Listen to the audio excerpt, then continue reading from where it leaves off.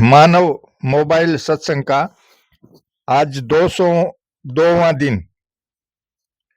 आज का प्रसंग है सदुपयोग से कल्याण। मनुष्यों ने वस्तुओं को, व्यक्तियों को, परिस्थितियों को बड़ा महत्व दे दिया है, परंतु वास्तव में इनका महत्व नहीं है। महत्व इनके उपयोग का है। इनका सदुपयोग और दुरुपयोग दोनों हो सकते हैं। अगर सदुपयोग किया जाए तो हर एक देश, काल, वस्तु, व्यक्ति, घटना, परिस्थिति आदि मनुष्य का कल्याण करने वाली हो जाती हैं। सदुपयोग या दुरुपयोग करने में मनुष्य स्वतंत्र है। परिस्थिति आदि को अपने अनुकूल बनाने में कोई भी स्वतंत्र नहीं है। प्राय मनुष्य वस्तुओं को ही ज्यादा महत्व देते हैं, उनके सदुपयोग की तरफ ध्यान नहीं देते। इस कारण वे परतंत्र हो जाते हैं, फंस जाते हैं। उनके सामने क्या करें, कैसे करें, ऐसी विकट परिस्थिति आ जाती है।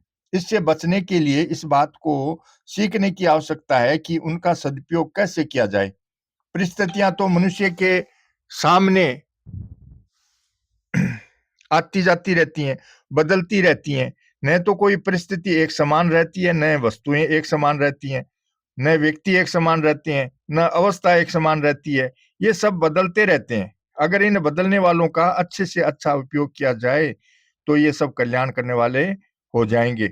सबसे पहले एक बात समझने की है, आप और आपकी परिस्थिति, आप और आपकी वस्तु, आप और आपकी अवस्था, आप और आपका समुदाय, आप और आपका देश, आप और आपका समय, ये दोनों अलग अलग हैं।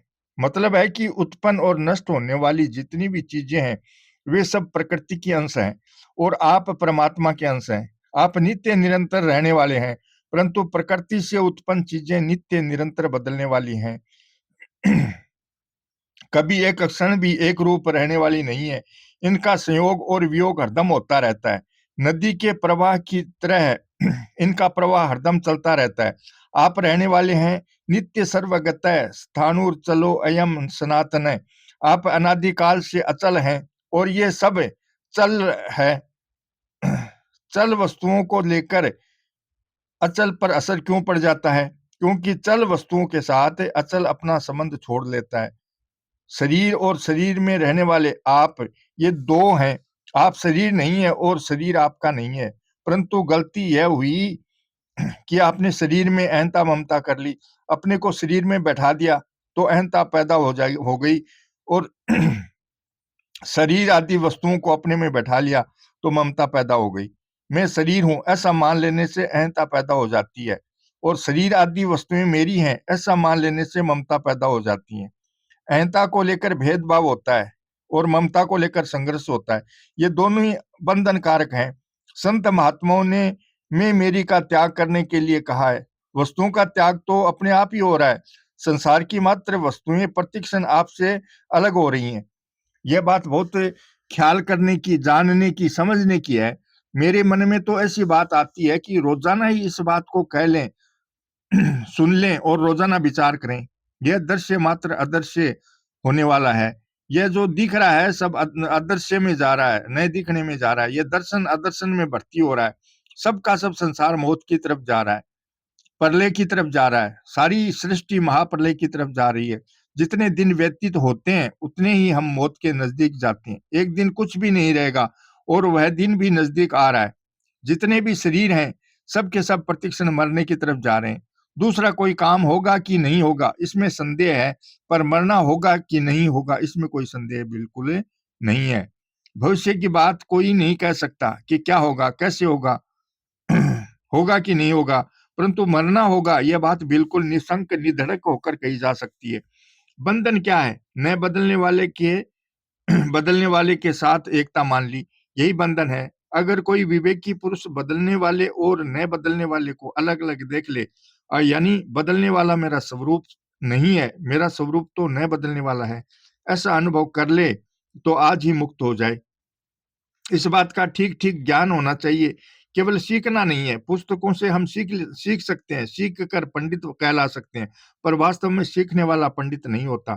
ठीक ठीक जानने वाला ही पंडित होता है। सीखने से काम नहीं बनेगा। सीखने वाला तोते की तरह होता है। तोते को सिखा दो तो वह राधे कृष्ण गोपी कृष्ण बोलना सीख जाएगा और जब बुलवाओगे तब बोल देगा, परंतु जब कोई बिल्ली मारने आएगी तब वह टें टें करने लगेगा। अरे अब तो राधे कृष्ण गोपी कृष्ण बोल, अंत समय में भगवान का नाम ले जिससे उद्धार हो जाए। पर वह समझता ही नहीं कि भगवान का नाम क्या होता है। सीखा हुआ भी भगवान का नाम आ जाए तो कल्याण हो जाता है। ऐसी कथाएं पुराणों में आती है। गोविंद नाम ग्रहण में से सा गह हरम विदु, किसी कारण से अंत समय में भगवान का नाम आ जाए तो सब पाप नष्ट हो जाते हैं।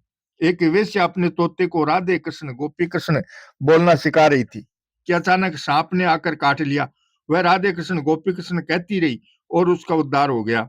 संतों की वाणी में भी ऐसी कई कथाएं आती हैं। एक बार एक बधिक पशु पक्षियों को मारने के लिए धनुष बाण लेकर जंगल में घूम रहा था। एक पेड़ पर पपीहा बैठा था।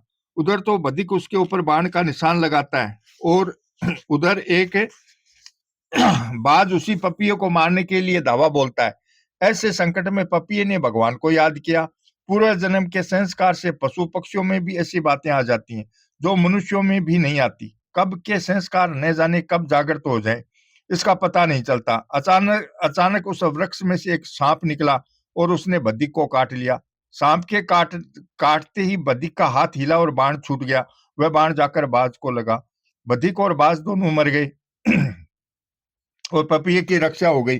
चातक तरु ठाणे सिर अरि जाने पारिदि बाणे दिस ताणे जाको अही हाणे सर छुटाणे जाय लगाणे सिंचाणे पपीहे तु प्राणे टल विदनाणे हरि ही पिछाणे निज हेतम ब्रह्म हो अविनाशी आनंद राशि दोष विनाशी सुख देत मैं।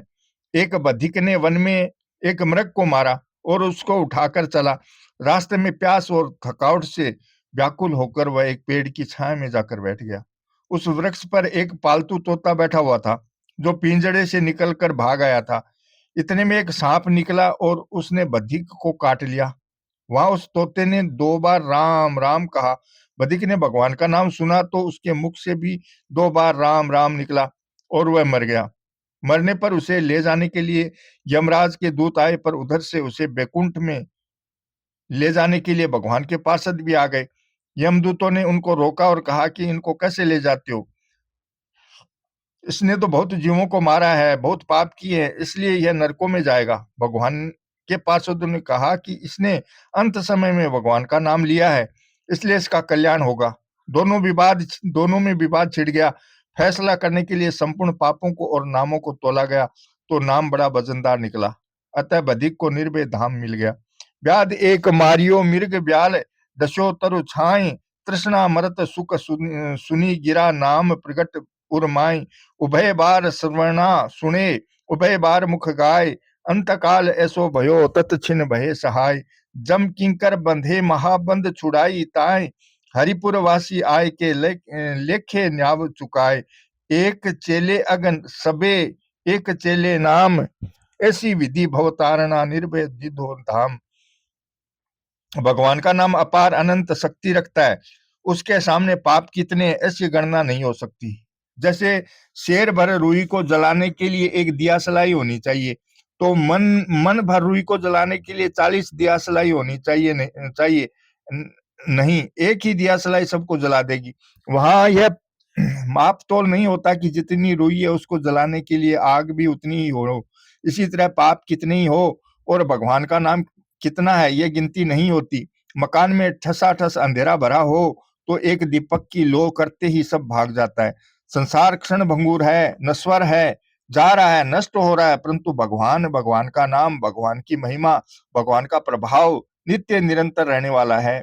उस रहने वाले के सामने यह बहने वाला जाने वाला कुछ ताकत नहीं रखता। शरीर इंद्रियां आदि नाशवान है, परिवर्तनशील है और खुद जीवात्मा अविनाशी है, बदलने वाला नहीं है। इन दोनों का ठीक तरह से ज्ञान हो जाए अथवा नाशवान का आश्रय छोड़कर परमात्मा के चरणों का आश्रय ले ले। नाशवान का आश्रय लेना, उसको अपना आधार मानना बहुत बड़ी गलती है। रुपयों से मेरा काम हो जाएगा, कुटुंबियों से काम हो जाएगा, शरीर से ऐसे हो जाएगा, मेरे में बड़ी भारी योग्यता है, मेरे में बड़ी विद्या है, मेरे को बड़ा पद मिला है हुआ है, मैं बड़ा अधिकारी हूँ, ये सब बदलने वाले और मिटने वाले हैं। अगर इन सब का सहारा छोड़कर केवल भगवान का सहारा ले लिया जाए तो निहाल हो जाए। सबसे पहले इस बात को जानने की आवश्यकता है कि विनाशी और अविनाशी ये दो चीजें हैं। एक नाश होने वाली और एक नाश नहीं होने वाली। इनको जानना मनुष्य का खास काम है। भगवान ने गीता के शुरू में ही यह विषय चलाया। दूसरे अध्याय के 11वें श्लोक से लेकर 30वें श्लोक तक भगवान ने सत असत, नित्य अनित्य, देही देह, शरीर शरीरी, इन दोनों के भेद को बताया। इन दोनों का भेद ठीक समझ में आ जाए तो कर्म योग, ज्ञान योग, भक्ति योग आदि सब के सब साधन सरल हो जाते हैं। इनका भेद समझे बिना साधन कठिन हो जाता है। इनका भेद ठीक समझ में आ जाए तो हम परिवर्तनशील, बदलने वाले से ऊंचे उठ जाएंगे। इसमें संदेह की बात नहीं है, कारण कि वास्तव में हम परिवर्तनशील से ऊंचे हैं। हम जैसे हैं वैसा अनुभव करने में क्या कठिनता है। नित्य और अनित्य, सत्य और असत, अविनाशी और विनाशी, इनके भेद को ठीक तरह से समझने पर तत्व बोध हो जाता है और जन्म मरण के चक्र से छुटकारा हो जाता है। प्रकृति के गुणों का संग, आसक्ति, प्रियता, खिंचाव ही जन्म मरण का खास कारण है। कारणम गुण संगोस्य सद सधोनी जन्मसु।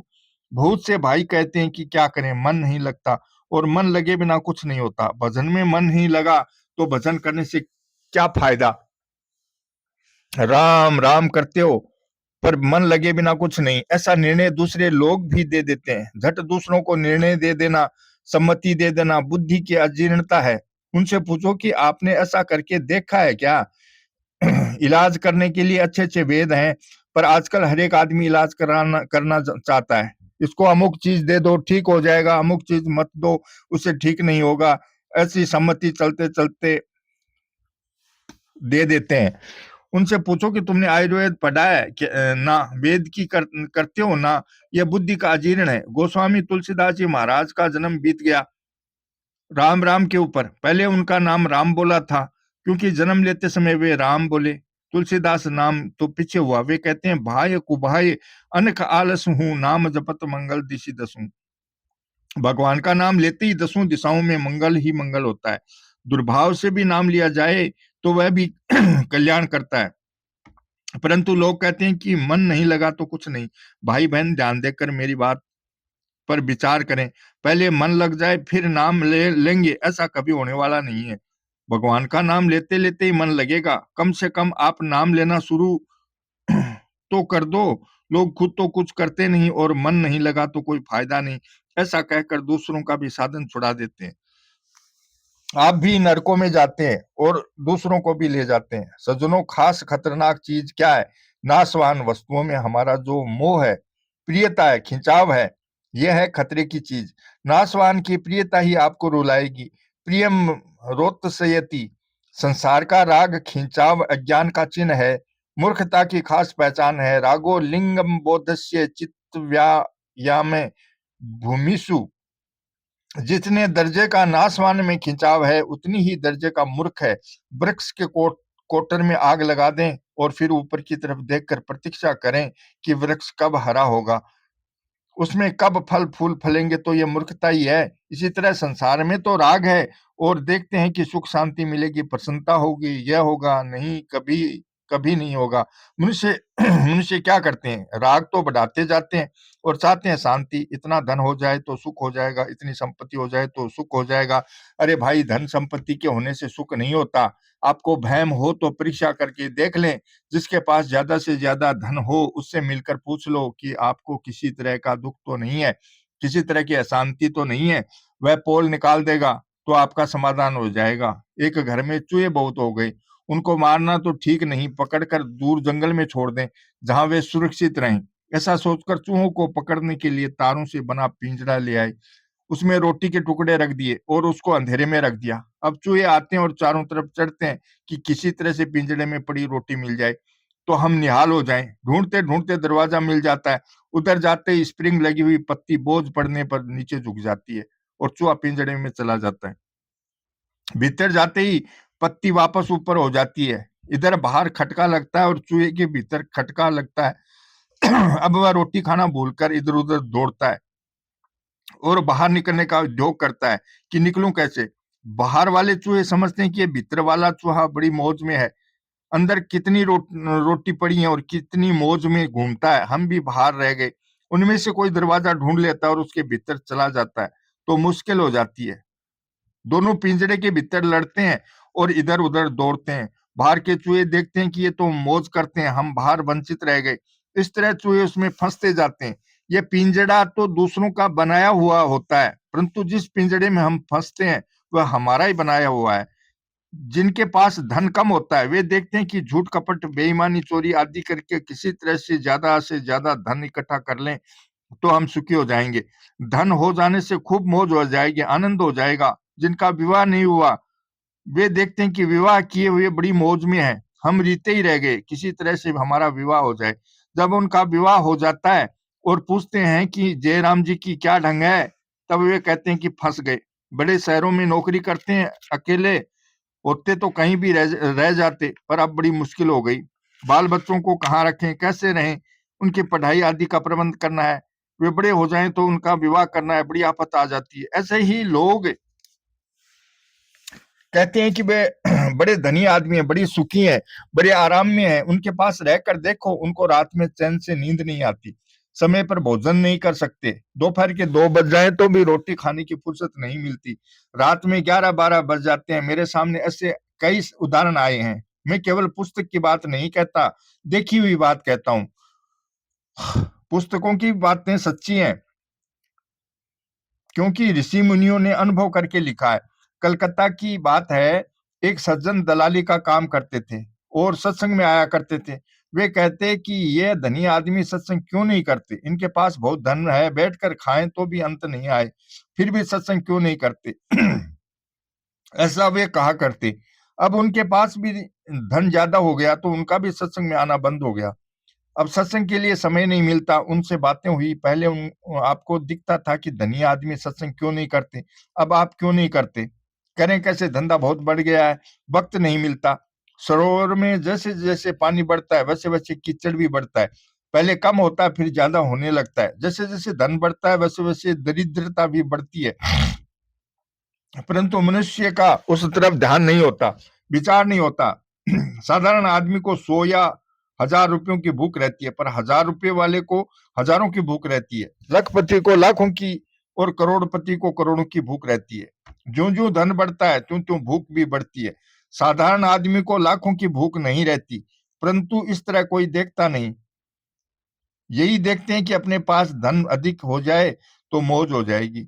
भाइयों ध्यान दो, अधिक पैसों की जरूरत नहीं है। जितने पैसे आपके पास हैं उन्हीं का बढ़िया से बढ़िया उपयोग करें, उससे बड़ा भारी पुण्य होगा।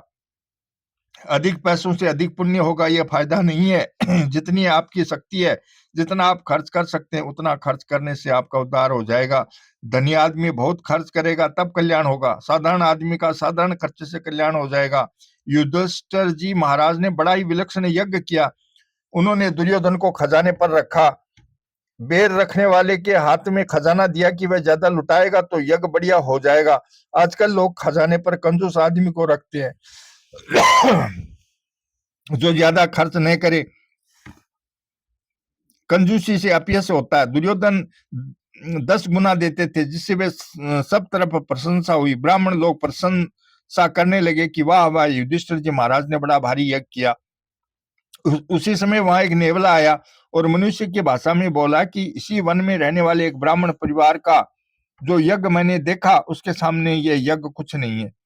उन्होंने पूछा कि क्या देखा। नेवला कहने लगा, ब्राह्मण, ब्राह्मणी, बेटा और उसकी बहू, ये 4 प्राणी इस वन में रहते थे। वे बड़े शुद्ध ब्राह्मण थे। ब्राह्मण तपोधन होते हैं, त्याग ही उनका धन होता है।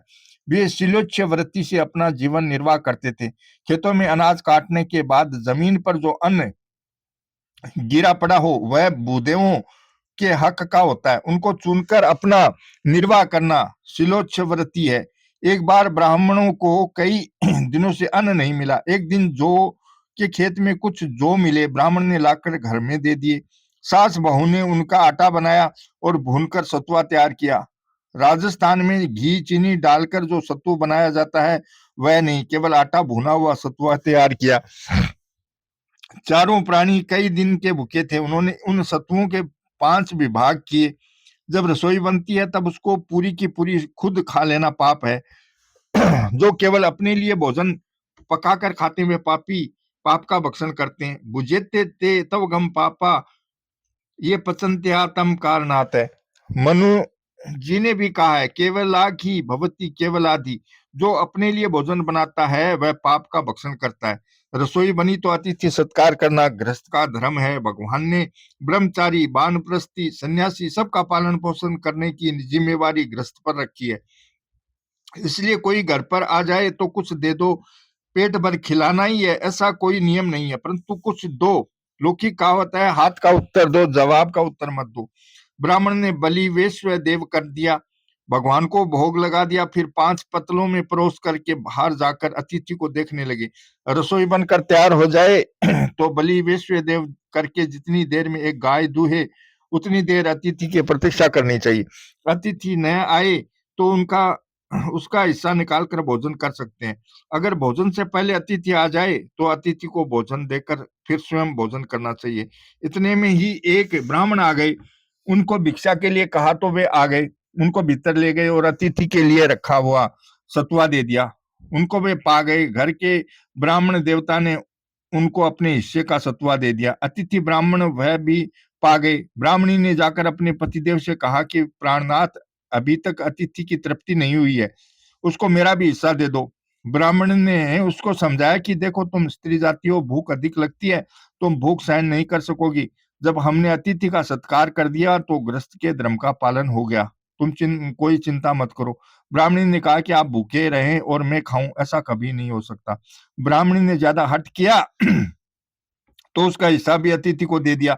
वे उसे भी पा गए। अब बेटा पहुंचा पिताजी के पास। दान पुण्य करना, श्राद्ध आदि करना परिवार के बड़े मुख्य व्यक्ति का काम होता है। इसलिए लड़के ने अतिथि को अपना हिस्सा खुद नए परोस कर पिताजी से प्रार्थना की। पिताजी ने कहा कि देखो बेटा, मेरी अवस्था छोटी है, छोटी अवस्था में अग्नि तेज होती है, भूख ज्यादा लगती है, इसलिए तुम खाओ। हम तो बुढ़े हैं, हमारी कोई बात नहीं। बेटा माना नहीं, उसने बहुत हट किया तो उसका हिस्सा भी अतिथि को परोस दिया। अब बेटे की बहू पहुंची अपनी सास के पास और बोली कि माताजी, मेरा भाग भी अतिथि को दे दीजिए, जिससे वे तृप्त हो जाएं। हम कई दिनों से भूखे हैं, एक दिन और भूख रह जाएंगे तो क्या है। बहुत हट करने पर उनका हिस्सा भी अतिथि को दे दिया। अतिथि को देकर चारों प्राणी बहुत प्रसन्न हुए कि आज तो बड़े आनंद की बात हो गई। यदि कोई दान देकर पछताता है, दुखी हो जाता है, तो वह दान उतना फलीभूत नहीं होता। देखकर प्रसन्न हो जाए कि आज हम निहाल हो गए। अपना पेट भरा रहने पर अन्न देना सुगम है। लाखों करोड़ों रुपये रहने पर थोड़े रुपये देना सुगम है, परंतु भूखे पेट अन्न देना मामूली बात नहीं, बड़ा मुश्किल काम है। आपने सुन लिया, हमने कह दिया, और जो क्या आया पता तब लगे जब ऐसा काम पड़े। वे चारों प्राणी देखकर बहुत प्रसन्न हुए कि आज तो हम निहाल हो गए। वे अतिथि ब्राह्मण धर्मराज रूप के से प्रकट हो गए और बोले कि तुम कितने धर्मात्मा हो, इसकी मैंने परीक्षा ली थी, आज मैं हार गया, तुम जीत गए। तुमने धर्म पर विजय कर ली, अब तुम इसी शरीर से स्वर्ग में चलो। वे सब धर्मराज के साथ चले गए। वह नेवला कहता है कि मैंने ये सब देखा। पतल के ऊपर आचमन का पानी बिखरा था, वहां जाकर जब मैंने लोट लगाई तो शरीर के जितने भाग में वह पानी लगा उतना भाग सोने का हो गया, बाकी का भाग भीगा नहीं, इसलिए पूरा शरीर सोने का नहीं हुआ। मैंने इस यज्ञ की महिमा सुनी कि युधिष्ठिर जी महाराज ने बड़ा भारी यज्ञ किया है। यहाँ आकर मैं कीचड़ में लौटा तो कीचड़ और लग गया, रोया रोया, एक भी सोने का नहीं हुआ। आप इस यज्ञ की झूठी प्रशंसा क्यों करते हो? अब आप विचार करें, इतना दान पुण्य करने पर भी युधिष्ठिर जी का यज्ञ उतना बड़ा नहीं हुआ जितना उस ब्राह्मण के द्वारा हुआ। अधिक दान देने से अधिक पुण्य हो जाएगा, यह बात है ही नहीं।